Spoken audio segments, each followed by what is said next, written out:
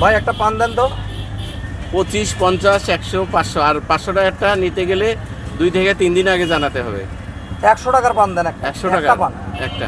আচ্ছা দেন। এটা কিন্তু একজন খেতে হবে ভাই। 100 টাকার পান একজন। 100 টাকা দামের হোক বা 500 টাকা দামের হোক বা যে 10 টাকা দামের হোক, একটা পান একজন খেতে হবে।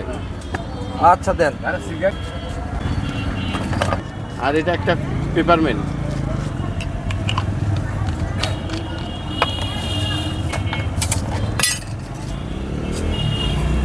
এটা একটু অন্য ধরনের মোহরি, জাউনের মতো একটা জিনিস। কিসমিস, এটা একটা বাইরের ফ্লেভার। একটা ফ্লেভার দিয়ে পানের যত আয়োজন আছে সব অন্যরকম স্বাদ তৈরি করে। এটা একটা মশলা, এটা শুধু এই যে বাজারের সেই মশলাটা না, নিজে কিছু একটু আয়োজনের মশলা। এটা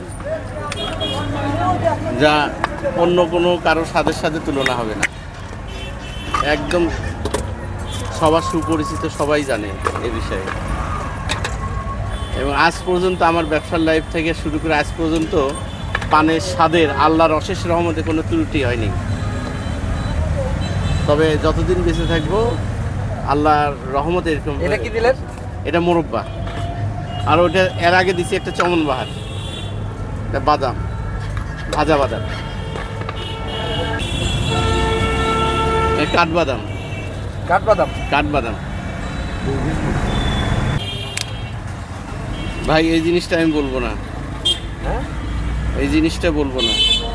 এটা কি পানের স্বাদ নিয়ে আসবে নাকি? হ্যাঁ, এটা স্বাদ নিয়ে আসবে। এটা একটু ভালো লাগবে, ভালো লাগতেই থাকবে এটা, এবং এটা মুখে থাকেই যাবে এই ব্যাপারটা। তাছাড়া সব বলবো। এটা হলো খুরমা খেজুর। কি দিলেন এটা? খুরমা খেজুর। খুরমা খেজুর। হ্যাঁ,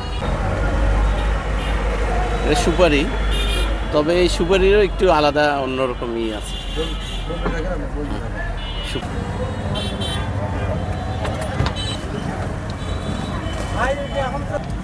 এটা তবক পাতা। জি জি, এটা তবক পাতা, তবক পাতা।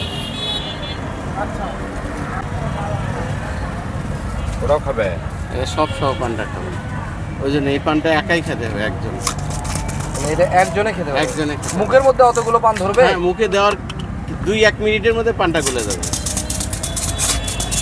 এটা আমাদের সেই ঐতিহ্য, চাউল ভাজা এবং নকুল ভাজা, যে যেভাবেই বলুক না কেন। তবে স্বাদে ইনশাল্লাহ ভালো লাগতেই থাকবে। তাহলে এটার দাম কত হলো এখন? 100 টাকা। 100 টাকা না? এটা মুখে দেওয়া